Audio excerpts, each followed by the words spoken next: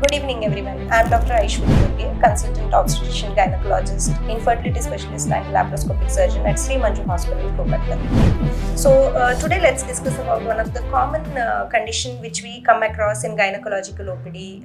That is, people between say post their family completion after 35, 38, nearing 40, and before menopause, coming with complaints of irregular or heavy bleedings.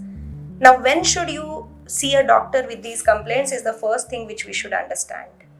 Anybody who is having a change in the menstrual pattern, that means before it was not like this, now it has changed in terms of either the bleedings are heavier, lasting more than 7 days, or associated with clots, pain, or anything which is abnormal or feeling them that it is off their regular routine, like having a intermenstrual spotting, like between the periods they're having spottings. Any of these concerns, they should look at the doctor.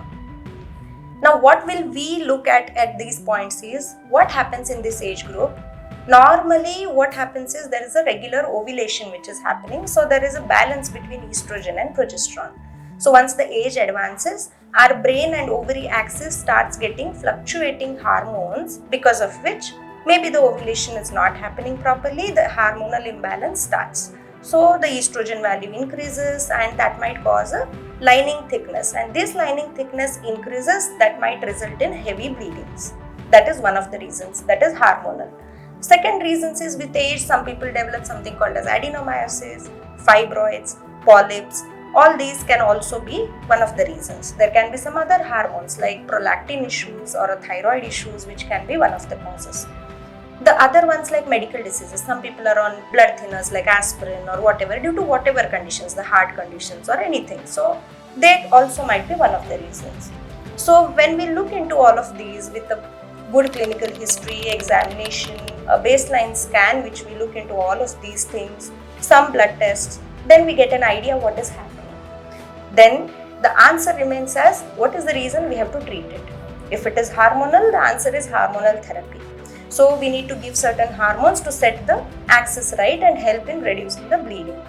If there is any structural problem like there is a fibroid or a polyp, we need to do a small surgery and remove it either hysteroscopically or laparoscopically. Now if the age is higher, say the female is around 45, 46, then probably we might also suggest you something called as hysterectomy.